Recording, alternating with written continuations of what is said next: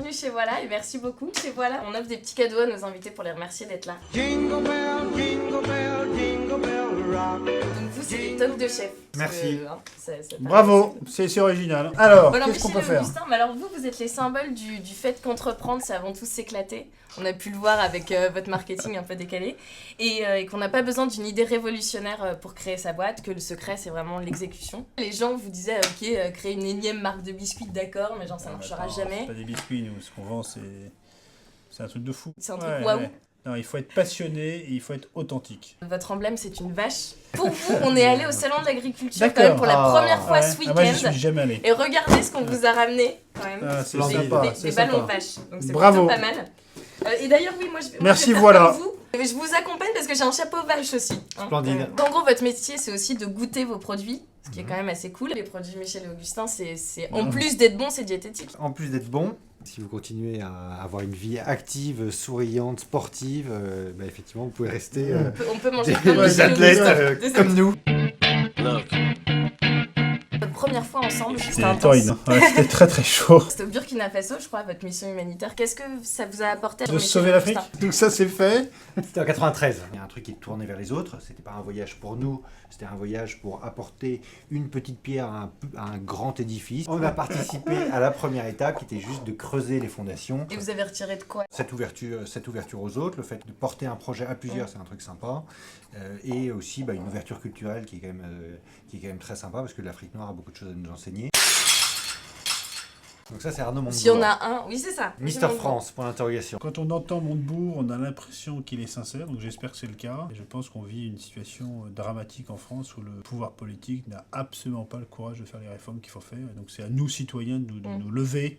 On kiffe à la bananerie. Le but du jeu, c'est que les gens se sentent bien. Que ça soit une bananerie, que ça soit pas un bureau glauque, que ça soit pas non plus un bureau de luxe. On n'est pas sur les Champs-Élysées. Dans une banlieue déshéritée Voilà. de l'Ouest Dans parisien. le 9-2. L'Ouest parisien. C'est dans un environnement qui soit de travail, ludique, souriant, où on se sente bien, où il y a un bon petit déj le lundi matin. On a créé un univers ici qui est assez personnel. Ce qui est marrant, c'est que c'est rentré dans le langage commun. C'est-à-dire qu'autour de nous, on dit, est-ce qu'on va dire, on dit pas tu vas au bureau, on dit est-ce que tu vas à la bananerie aujourd'hui.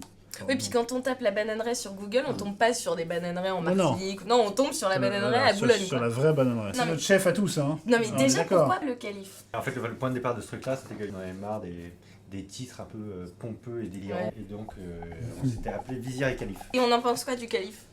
Calife, ça a parce été quoi un peu notre gourou à tous. Je n'ai jamais connu de situation d'échec, car je ne connais pas ce mot-là. Augustin Palais-Normand. Ça, c'est- Attends, il faut que je me la réapproprie. Je n'ai jamais connu de situation Ouais. d'échec, car je ne connais pas ce Laissez-lui le mot-là. temps. Elle est vachement bien cette phrase parce que nous, on trouve que c'est un des problèmes de France, c'est qu'on a peur de l'échec et que du coup, Non, mais- les jeunes ont peur d'entreprendre parce qu'on a peur de se planter. Un de mes gourous est Anthony Robbins, qui a écrit ce fameux bouquin Unlimited Power, et qui dit on est tous maîtres de sa vie, on ne choisit pas toujours tout dans sa vie, mais en tout cas on choisit toujours la façon dont on les vit. Effectivement, au lieu de parler d'échec, moi je parle toujours d'enseignement, parce que c'est voir les choses de manière positive. Qu'est-ce que j'ai appris d'une chose qui s'est pas passée comme je voulais qu'elle se passe? Et vous dites souvent que pas mal de monde au début du projet qui vous disait mais jamais ça marchera, vous êtes fous, etc. Monter des biscuits.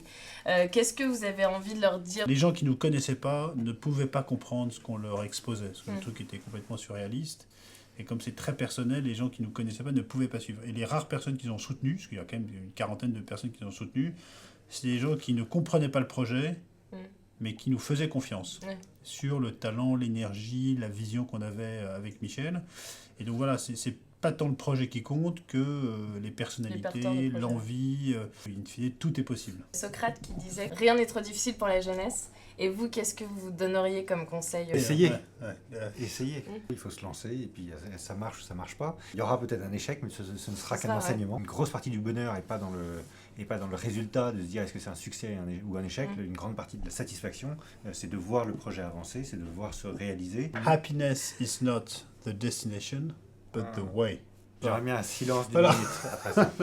Là, Ça, on est non, mais comme c'est très ça. vrai. Et ça, on l'a vu chez Google C'est- à Dublin la semaine dernière. On est bourré de dogmes. Moi, je suis totalement contre les dogmes et je crois que chacun doit apprendre à bien se connaître, découvrir ses talents, connaître son terreau, dans lequel on les exprime le mieux et surtout de faire des choix par passion. Quand on est passionné, je pense qu'on n'a pas l'impression de bosser et tant mieux qu'on ne bosse in fine pas. On s'est vécu avec intelligence, engagement, c'est toujours riche. le but, c'est qu'on va vérifier que vous vous connaissiez vraiment bien. Donc on va échanger les rôles. Celui qui a la bonne réponse, donc buzz. Mais si sa réponse n'est pas bonne, il prend un shot de vache. Donc toi c'est Michel et toi c'est Augustin. Ta plus belle qualité. La créativité.